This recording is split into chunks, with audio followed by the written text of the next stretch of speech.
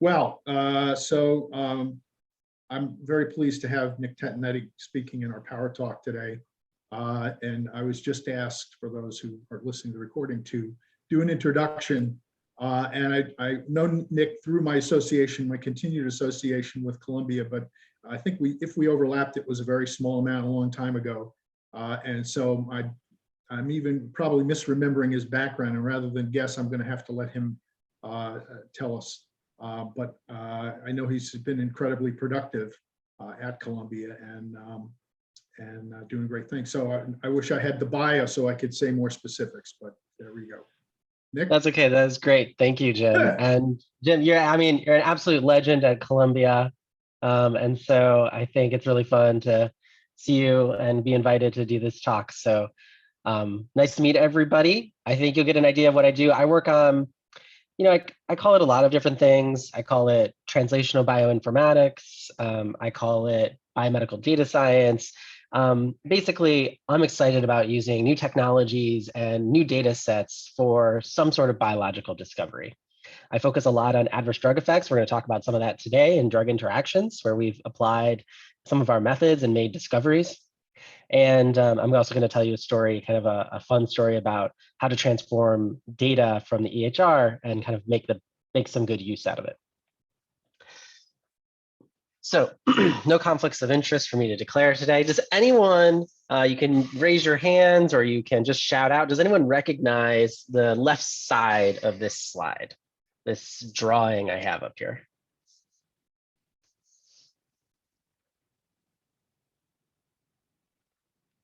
So this is a scanned page out of Darwin's notebook.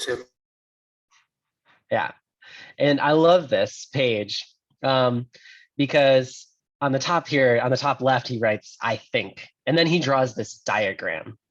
And so you can already see how he's already distilling all his observations. He hitched a ride on the HMS Beagle and sailed around the world, of course, making famous stops, one of which was the Galapagos Islands. And it all started with just going out into the world. He's a naturalist and just wanted to observe the world around him. And that's where all biological discovery starts. And then as that information and those observations are digested and transformed, it forms into hypotheses and theories. And so you can already see him starting to form those hypotheses, starting to connect the relationship between geography and phenotype just in this one beautiful figure. And this is not just true for Charles Darwin sailing around the world, but also in one of my areas, adverse drug events and pharmacovigilance, where these physicians, around 70 years ago now, 60 years ago now, McBride and Lentz from two different sides of the world, kind of co-discovered that thalidomide was causing birth defects. And the way that they did that was by observing their patients. They noticed that patients that were being given thalidomide, maybe to treat nausea during pregnancy, that went on to have babies with very severe birth defects. And they seemed to be connected, but they didn't really understand what it was exactly. It took them 7 years. These are extreme birth defects. And yet, in this case, it still took 7 years for them to prove that thalidomide was the cause of these birth defects. This discovery actually launched modern pharmacovigilance as we know it. After this, many different types of regulations came up to monitor the safety of drugs as they were used clinically. We owe that to McBride and Lentz making those observations. The way in which we make observations is advancing. So McBride and Darwin and Lentz, they were using their senses, their human senses, to observe the world around them, to digest it, the sight, touch, hearing, smell. Sometimes chemists might taste things, and using that to form new hypotheses upon. But we've, of course, augmented these senses mechanically so we can see farther. Binoculars and telescopes, microscopes and microphones, allowing us to see and hear things we otherwise wouldn't be able to see or hear with our naked eyes or ears. Then we augment it with different types of technologies like chemical and biological augmentations. Come up with chemical screening techniques or next generation sequencing technology allows us to look inside of a single cell and detect variations in the genome, to detect how many RNA molecules are floating around. Where is the cell in its programming of its life cycle? And we can do that at extreme resolution down to the single cell. So we've augmented these things with senses that humans have no relationship to, the ability to detect things that we really have no natural ability to do. So when Darwin and McBride and Lentz were collecting data, you could imagine that data. They collected bytes or kilobytes worth of data, something you could really just think about. You could probably still imagine that figure that I first showed of Darwin's graph and tree and how he was organizing the observations he was making. But now we're generating megabytes and terabytes of data with every sequencing run. It's an enormous amount of data. It's not, it's too much for any one scientist to just hold in their head and come up with good hypotheses for. So we really need to think about how does that change how we make discoveries? How does that change how we form hypotheses based on these observations? And there's new data sets coming out all the time. So one that's a little more near and dear to our hearts in clinical and translational informatics are the electronic health records. A really great potential resource for all types of studies, from more epidemiological type studies to more genetic type studies. And this data is being collected across the world all the time. But there's a problem with observational data, and there's a problem with recording observations. And that has to do with confounding bias. And so to illustrate this, I like to use this figure that I took from the internet at some point. And it has this red bird and this blue bird. So we have a little thought experiment. So it's a quite icy, cold day here in New York City, but I happen to be across from Central Park. And so let's imagine we want to go on a walk through this really wintry, sleet day. I don't really know why we would do that, but let's say we're doing that. And there's some very, very sturdy birds in this park that are also dealing with winter. And we notice there's some red birds and blue birds in Central Park.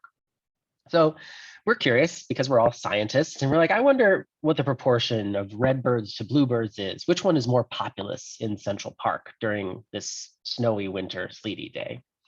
And so we go out there and we just start making observations. So every time we see a blue bird, we make a mark on our notebook on the left. Every time we see a red bird, we make a mark on our notebook on the right. And then we run back to the apartment because it's cold, and we start looking at our data. And we see that we observed 5 times as many bluebirds as redbirds in our walk through Central Park. So now what does that tell us about the relative population, our question, which was which one of these is more populous? That's right. Absolutely nothing. Because now I'm going to tell you something else about these birds. And that is that bluebirds love people. They know that people drop food all over the place. They know that people are a free meal. And when people walk into Central Park, they fly to them and they tweet at them and they try to get their attention. But redbirds just want to be left alone. They hate people. When they hear people walk into Central Park, they hide behind trees, they flutter and fly away. So the behaviors of these birds is actually created an observational data set that cannot answer this question, which is a very simple question of the relative populations of these two birds. And this is not just a hypothetical scenario with these birds in Central Park. This is what happens every day. The observational data sets in electronic health records or other databases are subject to the behaviors of those that are generating the data, the doctors and the physicians, the nurses, the patients themselves. All are behaving and making decisions about what that affect what data are recorded, and that can affect whether or not those data are even able to answer very simple questions. So this is one of the major challenges in using these observational data. And so we came up with a type of a strategy, let's say, to try to address some of these issues. To say, yes, there are confounding biases, but maybe if we take an integrative approach to solving these, we can eliminate some of these biases. And this is really formed on the idea that you may have several data sets, but not all of the data sets will share in terms of the biases that they have. So you'll have an EHR data set that's subject to certain types of geographical biases, or maybe it's a tertiary care center, so it has lots of very unique patients with specific medical needs that are more severe. Or maybe you're at a regional hospital and you have really good coverage of everyday care. You have lots of healthy type visits like checkups and stuff like that. Or maybe it's a different type of database altogether. It's the FDA's database for collecting and surveilling the safety of drugs. Each one of those is going to have confounding biases, but we believe that they will be different in some ways. And so we take this three-step approach to trying to just make discoveries from these data. At first, where we develop hypothesis-generating algorithms to mine very large data sets for observations, basically taking the place of Darwin's mind. Instead of Darwin just holding all of those features of the birds he observed in the Galapagos and then coming up with a hypothesis from that, we're going to train an algorithm to approximate that. We're going to train an algorithm to identify correlations. This may identify lots of potential hypotheses, many of which will be wrong. And so what we need is a way to corroborate those hypotheses. How do we evaluate them? And that's where the other data sets come into play. So we take the subset of hypotheses that we generate, we go to a new data set, and we evaluate them one by one. Only a smaller number of those are going to make it through that analysis against a different data set, and you can kind of continue this corroboration process until you get down to a nice number of, small number of hypotheses that have quite a bit of evidence from multiple different data sources. And then couple that with validation experiments. And I'm going to show you this all through some examples, so you're going to see it live in action. So in drug safety surveillance, we're going to generate hypotheses from human data, and then we're going to establish causality in model systems. We're going to focus on drug-drug interactions. Drug-drug interactions are very common. They can occur anytime a patient is taking 2 or more drugs simultaneously, and they account for up to 30% of adverse drug effects. Understanding drug interactions will lead to better outcomes. First off, if they're clinically significant drug interactions, we can stop prescribing them together. That would lead to better outcomes. But I like to go a little bit deeper than that.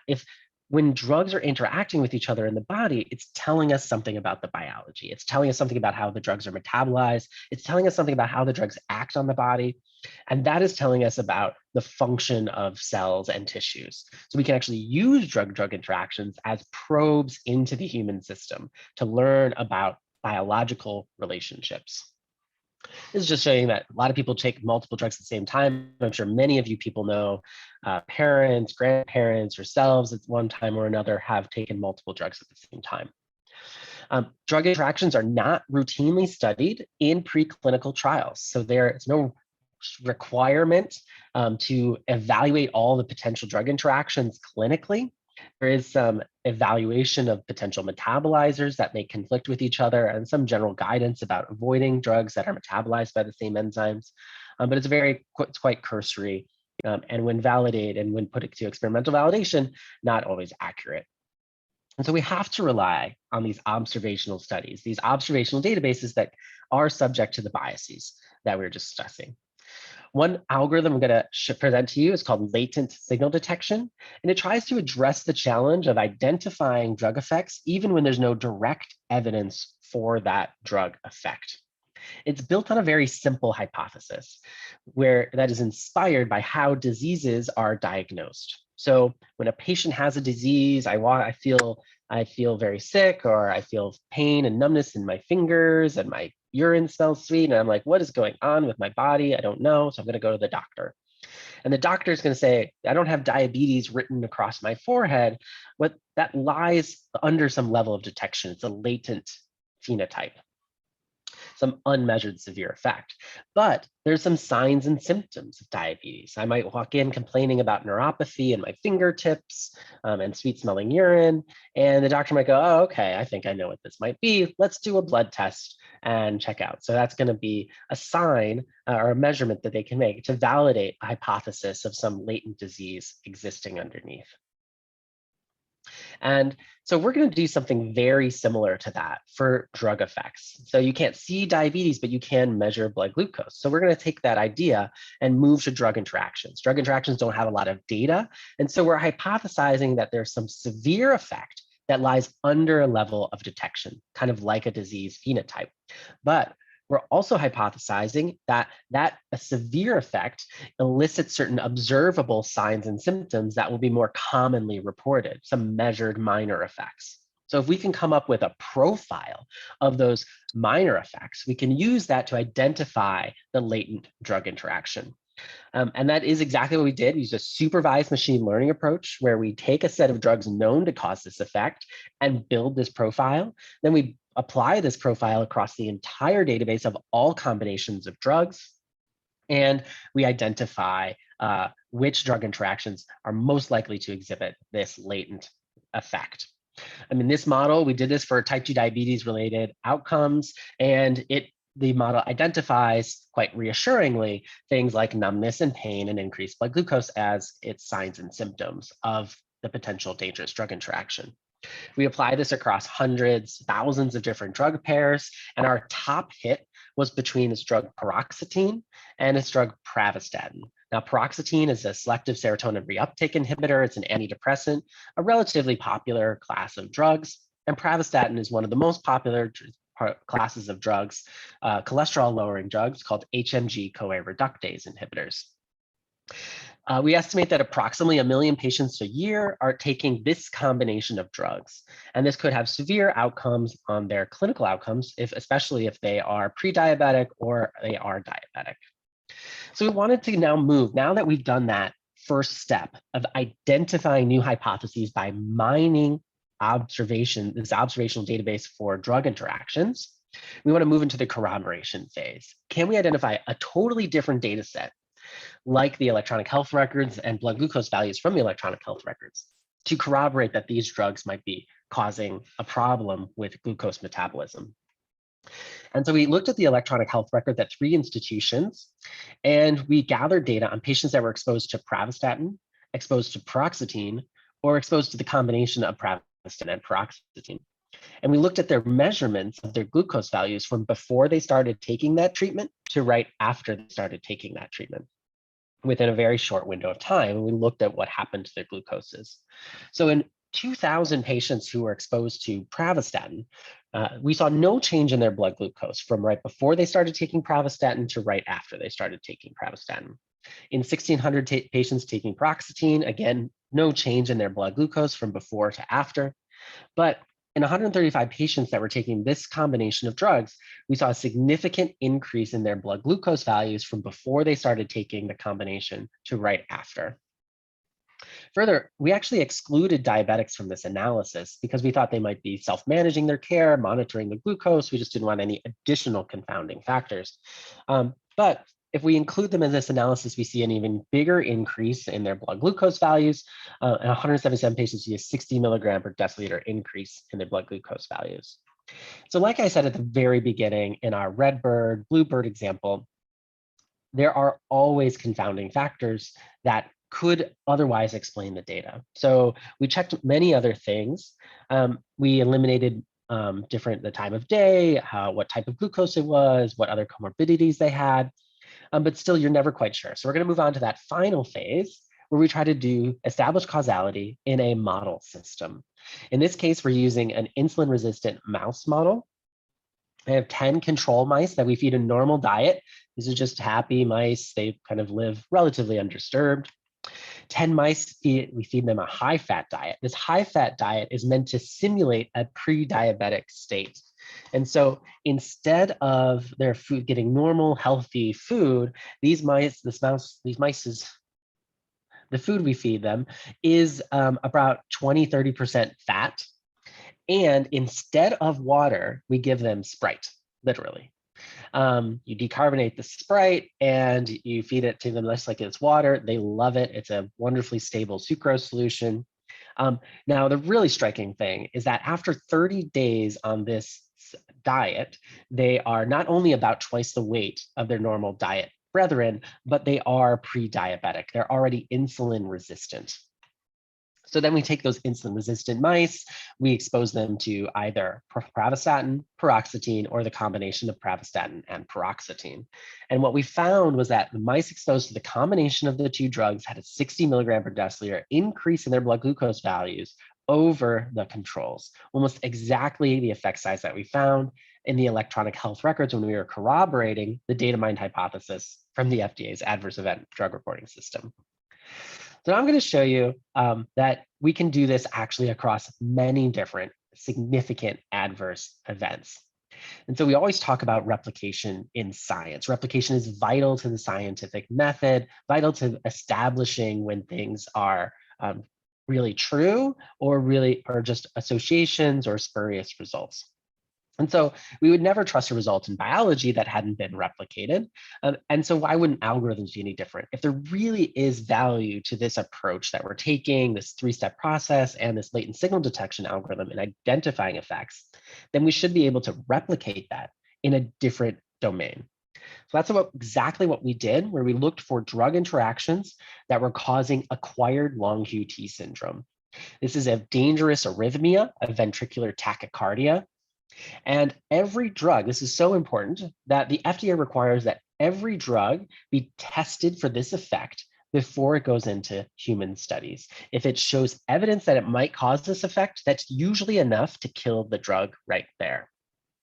The way that this is done is by testing the activity of the drug in a molecular assay against one ion channel in the heart called the hERG channel, which is very important and controls some of the physiology, the cardiac physiology here. And so you can see on the top here, we have a normal ECG. You have a nice little bump, bump, boom, bump, bump, boom.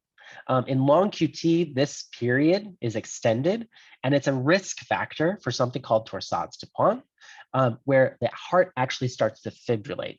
So instead of your heart pumping nice and together, you can see it pushing out blood all in synergy, it starts to fibrillate and do this. And so it can't push out the blood. And so that's extremely dangerous scenario that can lead to sudden death.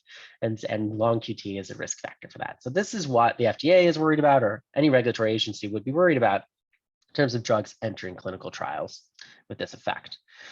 Drug interactions are not tested for this. So while individual drugs definitely are, there is no regulation around making sure that your drug's not going to interact with other drugs and cause this effect. But we wanted to see if we could find any that did have this effect. So we built a supervised machine learning model, latent signal detection model, where long QT syndrome was our unmeasured severe effect. We allowed it to find signs and symptoms, and it found things reassuringly again that were risk factors for long QT syndrome or arrhythmias.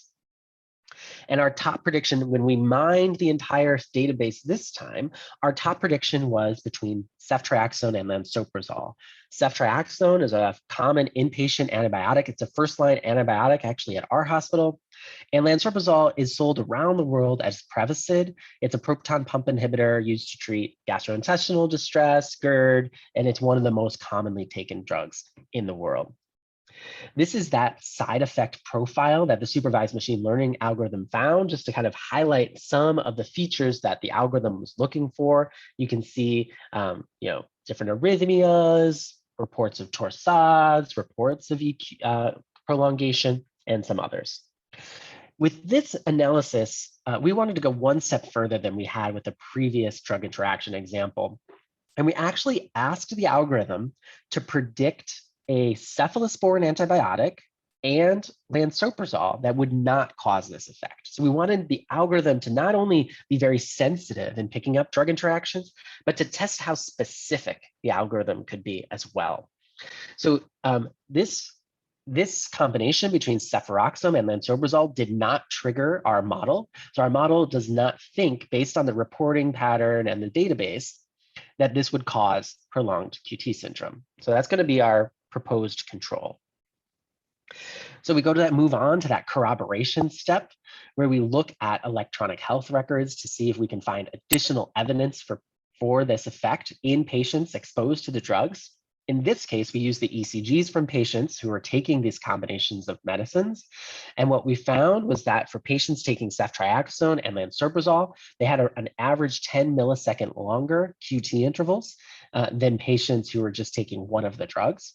And we also find on the right here that there's a significant percentage of more patients who have dangerously long QT intervals above 500 milliseconds. These are effects that we did not see with cefuroxime and lansoprazole. You can see the variance is very high and none of it is significant. Now we have to move on to that additional step. We have data mined these drug interactions out. We have corroborated these interactions using a secondary observational data set. And now we want to establish causality in a model system. In this case, we're using an automated patch clamp experiment. It's a really cool experiment where we have a glass plate that has a bunch of tiny holes in it. And you actually trap a single cell in those holes. So you have this whole fluid going on and you have some suction on underneath. And so you pass some cells over top that are nice and spherical cells, and they kind of fall in there like a billiard ball falling into a divot. And what happens is the bottom of the cell is exposed on the bottom of the plate and the top on the top. And what you do is you actually increase the suction on the bottom. So it blows out the membrane on this side of the glass plate. So now on the bottom of the plate, you have access to the inside of the cell. And on the top of the plate, you have access to the outside of the cell. And so if you stick electrodes on either side, then you have now a patch clamp. They used to have to do this with robotic arms and very kind of minute movements with decades of training to figure out how to insert an electrode inside of a single cell. But this allows you to do it actually in a relatively high throughput way. Very cool experiment. And what we're going to do with this experiment, this technology, is to test for the hERG channels. We have these liver cells that are overexpressing the hERG channel, and we're going to test the activity of the hERG channel by running a voltage across the membrane in this patch clamp. So that was a lot of detail, but it's just a really cool experiment and gives you some idea how to interpret this. So this is a trace from those electrodes, and these areas are priming the cells. So this is time is going across the x-axis, and this is the voltage. You can see the voltage is changed here and then flips. And when it flips, the current has only one way to escape, and that is across the hERG channel.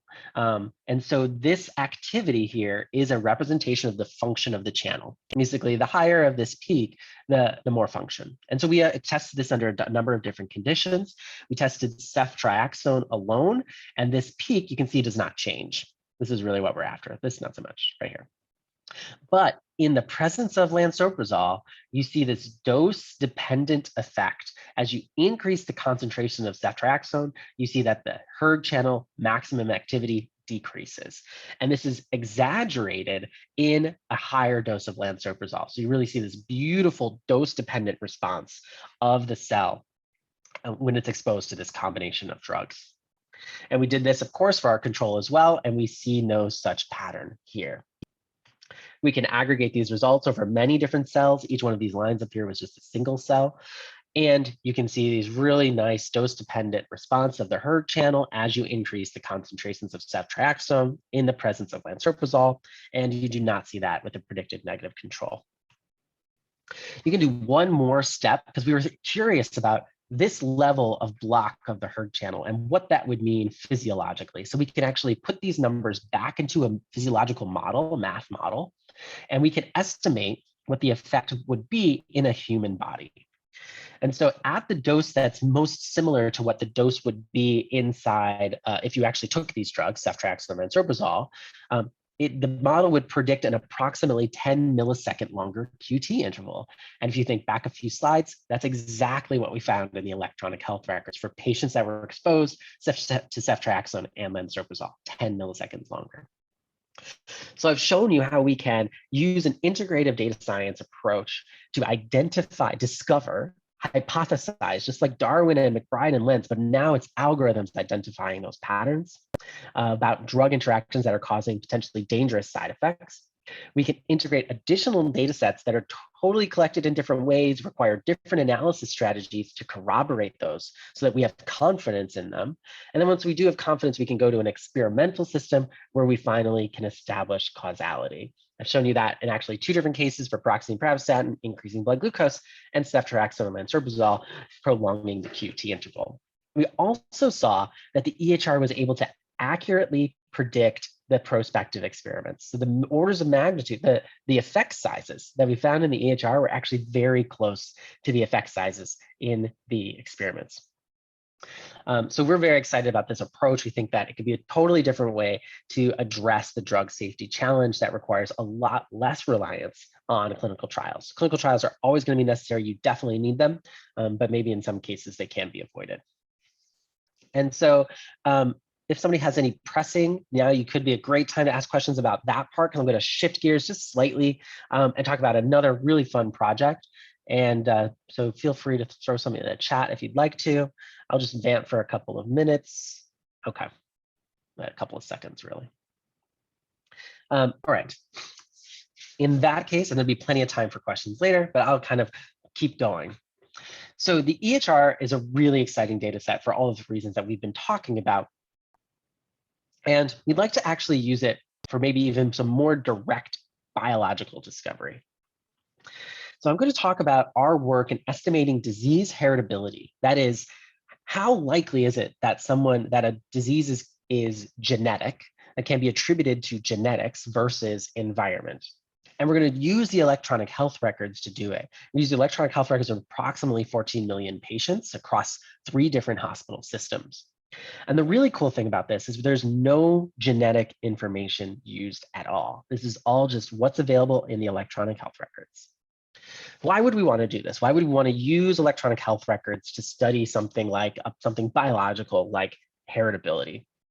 And it really comes down to phenotypes and the way that phenotypes can be collected so easily as a result of the clinical practice, where it's so difficult to collect phenotypes in designed prospective experiments. So I went through probably a dozen different traits, very popular traits, and looked up the largest heritability study I could find, largest single study I could find of any one of these traits. So like, for example, you look up height. The largest single study of height that I could find was around 20,000 patients. But as you know, every time you go into the doctor's office, your height is taken multiple times. Only it really seems like too many times. And so we have tons of height measurements stored in our records. So we have 300,000 patients with height in our Columbia EHR. Just from the practice of medicine, the digital exhaust, if you will, of the practice of medicine. Type 2 diabetes, largest single study that was ever done, 20,000 individuals. And in our database, just because of the practice of medicine, we have diabetes we have 140,000 patients with diabetes. Eczema, the data were collected for 10,000. And at Columbia, we have data on 80,000 eczema patients. And of course, this goes on, and we could do this for dozens and dozens and hundreds of different traits. And we can see that the data that are just collected as routine practice or clinical care actually dwarf the size of the largest single studies that are done in this case. And this is just one hospital system. If we move to our sister hospital across the park at Cornell, we can almost double these numbers. And then we can go to Mount Sinai and triple them there. And so there's a really exciting way to collect and use phenotype information, clinically relevant phenotype information for genetics and biological experiments. The problem is that we don't know who's related to whom in this database. So EHRs are not organized by family. So how are we going to tell, how diseases might get passed on from family member to family member if we don't have this information? So records of related patients are not linked together, except in some very specific cases. And people have tried to use other types as proxies. If you try to use some address information or just try to figure out who's living together, but that's not always accurate. But it turns out that there actually is a reliable source of family relationship data that's collected at every hospital across the country every time a patient is admitted. And that is the next of kin or emergency contact data. So when you get admitted to the hospital, you say, who would you like to be contacted in case of emergency? You fill out their name, phone number, some personal details, and how you're related to them. And so we thought we could use this information to automatically build family pedigrees and family trees out of our EHR data. So we pull those emergency contacts at Columbia, and this is what we found. We found that most people trust their mother as their emergency contact. 730,000 patients put down their mother. Second place was your spouse. So we had 500,000 patients who were trusting their spouse as their emergency contact. Father comes in a pretty distant third, 300,000 there. And you can see there's lots of different relationship types. There's children, siblings, unknown. Some people just would not like anyone else to be contacted. They put themselves, partners, grandparents, nephews, etc. And in fact, all the way down at the bottom were actually some blind dates. There's quite a few relationship types that are represented in this database. I like to think about like where they might be at now. I imagine, happily ever after for sure, after an experience like that. Anyway, so lots of relationship types, lots of fun things to think about there. But there's actually, we can go a step further and we can infer relationships from the relationships that are directly provided. We also have to try to identify to see if those people that they reported were actually family members. So we're going to do that first before we get to that. So here's how we do that. In a privacy preserving way, where we actually, in the latest version, we hash everything with using cryptographic hashes. But in this case, what we do is we look to see if the person who is reported as the emergency contact is also one of our patients in our patient table. And if we can find a unique match of the demographic data, then we make a connection between the two. And only if we can find a unique match. So if there's any ambiguity at all, we ignore it. And we use first name, last name, phone number, and zip code, or any combination of those to identify that unique match. What we do is we found that we were able to match about 50% of them. So about 50% of the people who are reported as emergency contacts were able to identify as patients in our database. And so we can take that one step further. We can actually infer relationships from the ones that were provided. And so here we might have a pair of individuals that both report the same mother. And so we can identify that they are siblings. Or we have niece, nephew, aunt, uncle, and we can flesh out the entire family tree. Excuse me. After we do that, we find around 500,000 parent-child relationships. And you can see now it's reciprocal, as it should be. We have 420,000 sibling relationships. We have 185,000 aunt, uncle, niece, nephew relationships. And I don't know, one of the cool things I learned throughout this study that I love to tell the story about is there is a gender-neutral term for niece and nephew. Does anyone know what that is? You could throw it in the chat, or you could speak up. Anyone know the gender neutral term for a niece and nephew?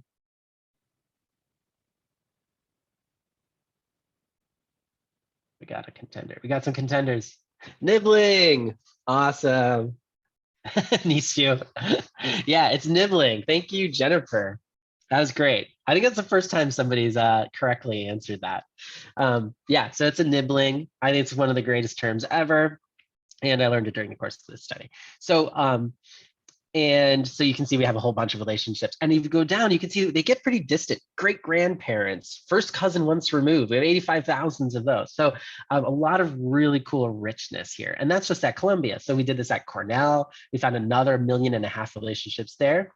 And we did this at Mount Sinai and we found another 2 million relationships there using exactly the same algorithms to identify, using next of kin to build family trees, and then infer relationships if one's provided. In total, we found around 600,000 families represented. Oops. I don't know what's flashing there, but it doesn't really matter. This is one of the pedigrees that we find, just to give you an idea. This is a pretty rich one, lots of members, lots of EHR data. So just so you can read this. So squares are males, circles are females. If they're connected, they have children together, and then those are listed there. If they're in dash outlines, it means it's somebody that we know exists, but we don't have data on them. If it's in a solid outline, it means we have EHR data for that patient. So you can see that we can color this by different diseases, and we can start to build these beautiful pedigrees of families that are really exciting and fun to analyze. That was one from Columbia. This is one from Cornell, just to give you an idea what those look like. So the question is, we use next of kin data, and you're thinking, oh, well, people could put down anything. They put down family members as friends. They put down like friends and families as aunties and uncles and stuff like that. And you're like, okay, so that's absolutely right. So we need a way to validate that the next of kin data and the pedigrees that we're building are actually correct. Are they real relationships? So we do that in two different ways. The first way we do it is with something called evaluating against the mother-baby link. So for every baby that's born at Columbia and Cornell, there's a link actually made between those records, between the mother and the baby. It's basically for the obstetrician, the pediatrician to be able to bounce back and forth pretty quickly between those records. We had at the time of doing this evaluation about 40,000 at each hospital. And we found very high sensitivity and very high positive predictive value, 92, 95% at Columbia, 96, 7, 98% for each at Cornell, of when we compared the relationships that we mined from next of kin data to what's in the mother-baby link. So we feel really good about that. But we want to take that one step further, so we can actually validate other types of relationships. So we found some data on patients who had genetic data, had EHRs and genetic data, and were consented for reuse. Of those 302 individuals, we had predicted 172 relationships for, and so we looked to see what is the real genetic relatedness of the patients that we predict from the clinical data alone, from our next of kin data. And so we can see here on the right is that all the parents and children are 50% related. This is exactly what you would expect. The siblings are 50% related, as you'd expect. You can see we have some half siblings here, and we have some twins here. So this study that we got the data from is actually enriched for twins. So that's why there's kind of so many. But that's exactly what we expect. Here, avuncular relationships, this is aunt, uncle, niece, nephew, nibbling relationships. You can see that that is around average 25%, but we have some that vary, some that maybe are friends or family. Grandparent, 25%, as you'd expect, aunt and uncle. So all of these turn out to be pretty much exactly what you'd expect and make us feel really good about the strength of evidence that we have. We repeated that analysis at Mount Sinai, where they just had a lot more patients that were available for this type of analysis. And we found actually the exact same patterns. There's more kind of outliers, but overall the density and the trend is exactly the same. Okay, so we have pedigrees. Let's get back to what we really wanted to do. We wanted to try to use EHR data to run heritability analyses across all the phenotypes in the EHR, something that has never been done before. So how do we estimate this? How do we estimate the proportion of a phenotypic trait, the proportion of the variance of the phenotypic trait that can be attributed to genetics? So this type of analysis was usually done doing twin studies, where you would compare monozygotic twins to dizygotic twins, and you would see like what the difference is in the variance of the phenotype. You basically subtract that and you end up with heritability. Since then, there's been some expansions on that allow you to use multiple family members. So you could use all types of different relationships, which is what we would like to do because we don't really have twins in our data set. And you compare the phenotypic correlations and what would be expected by genetics. And then that could be expanded into these kind of multiple mixed models where you have this genetic relationship, you can model shared environment relationship, and you can estimate the heritability. So we're going to use that, but unfortunately, the data for which these models were designed is not really like EHR. So in a traditional family study, where you kind of has some similarities to what we've done so far of generating these pedigrees, you usually identify something like a proband, which is a patient with the disease, and then recruit their family members to the study. For each of the family members that you recruit, you ascertain whether or not they have the disease or the phenotype that you're studying. If they're missing, they're very clearly marked. So either you know they have the disease, you know they don't have the disease, or you know you don't know. Now that is a very different scenario than what you have in the EHR. So there's no proband per se. I mean, we can kind of make one up. And the probability of phenotyping, the ascertainment of each individual is not uniform. It might depend on our availability of data. It might depend on how close they live to the hospital, whether or not we have data on them. So while we can be fairly confident that if they have the disease or diagnosis code that they really do have that, the lack of evidence is not so strong. And so instead of being confident that they don't have the disease, we have to be suspicious. And we can't really tell if it's just missing. We know they're missing, but we don't know if they have the disease. So we have an uncontrolled ascertainment bias, and it made it very difficult to use off-the-shelf methods. So we had to invent a new way to do heritability analysis. So this new way we call this observational heritability. Essentially, observational heritability is a estimate of the heritability where the phenotypes come from observational data sources, meaning they have these uncontrolled ascertainment biases. And we attempt to control them through repeated subsampling. So we use a very traditional statistical approach of controlling for outliers. So our hypothesis is that it's only a small number of families that might throw off the estimate. And if that is the case, subsampling and then repeating that analysis multiple times will get us a good estimate of the heritability without being thrown off. So actually we implemented this, it's called Solar Strap, to estimate observational heritability. And on the left is a traditional algorithm. And on the x-axis, what we're showing in the middle is no bias. And on the right is bias in one direction. And then on the left is bias in the other direction. And this bias was introduced by basically saying, depending on how far you live from the hospital, we're going to remove data from your records.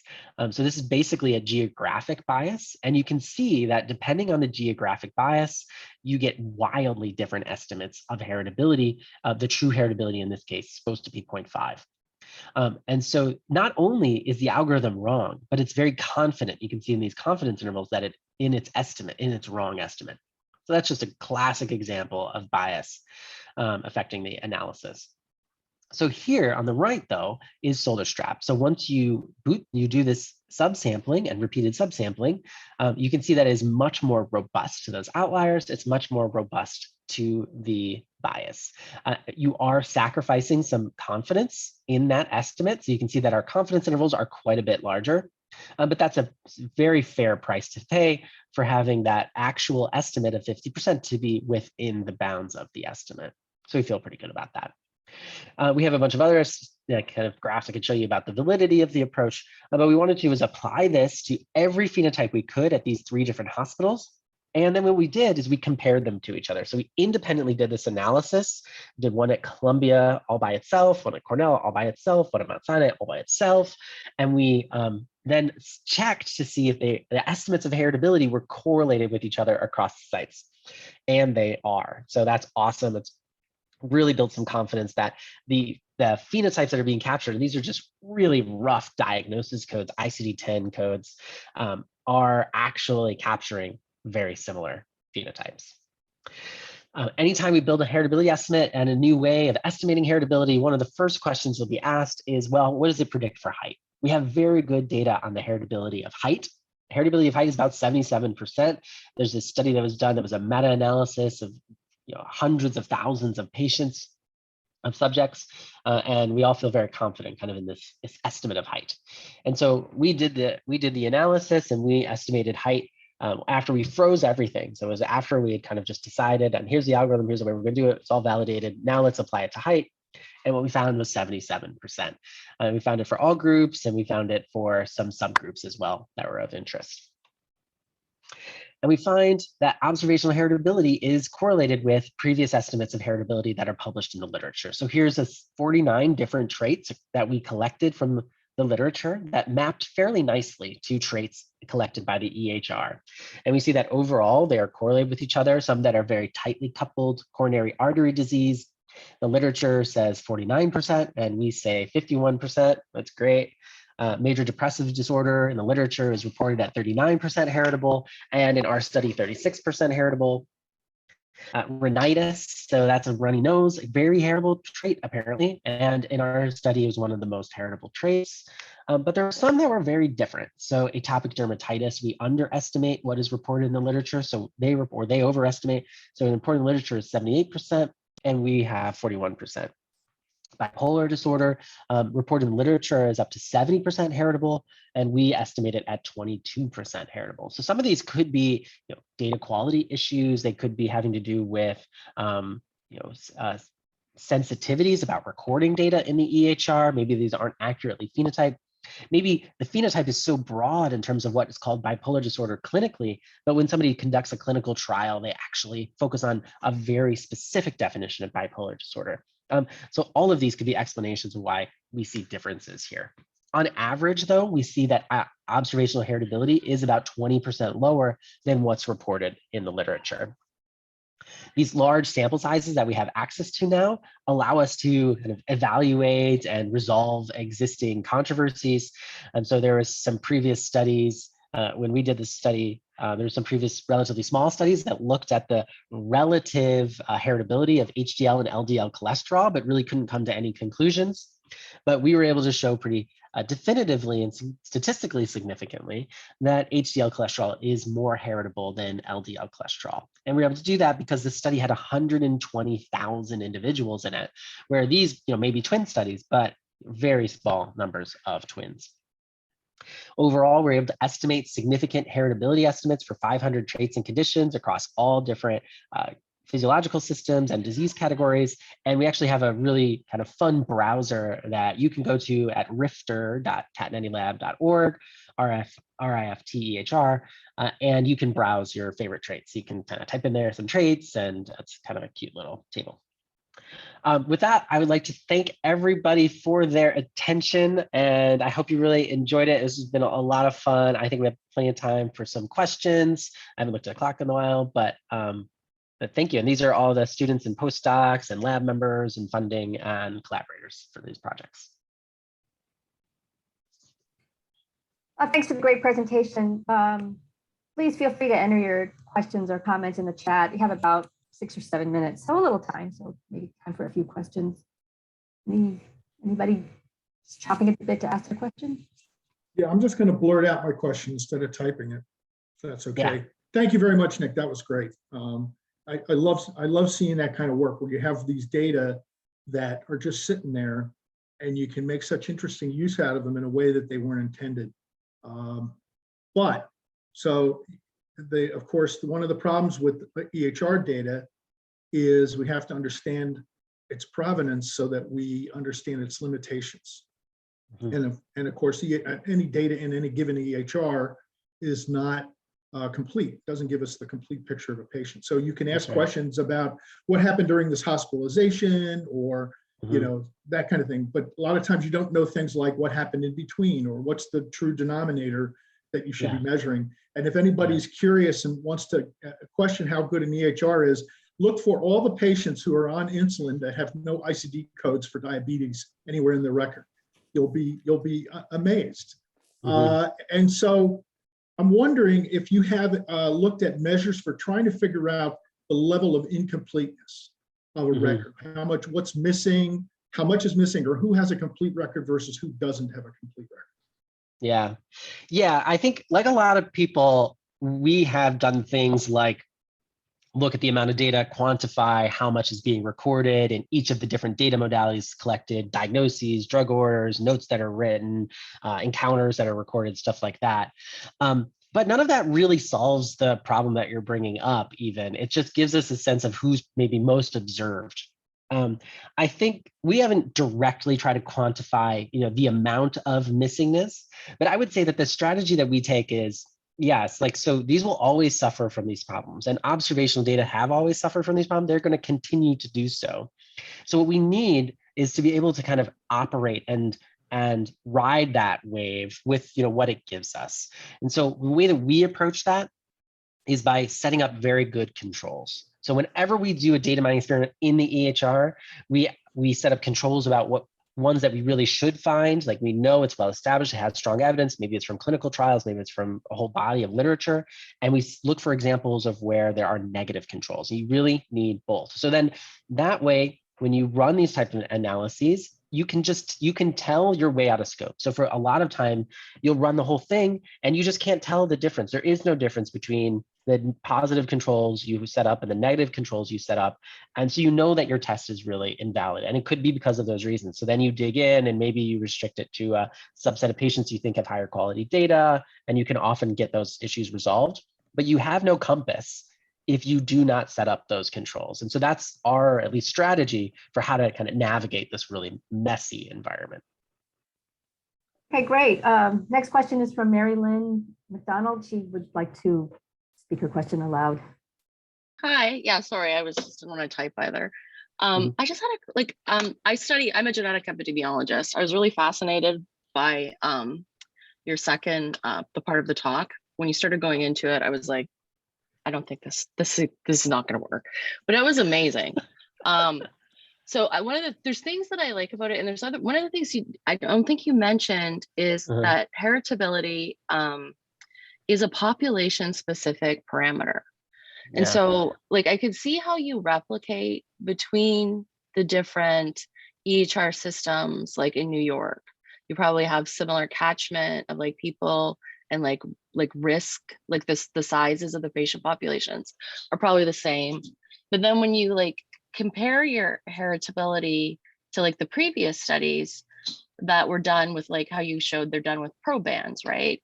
So that's a Yeah. much different like variance for that Yeah. trait in that population.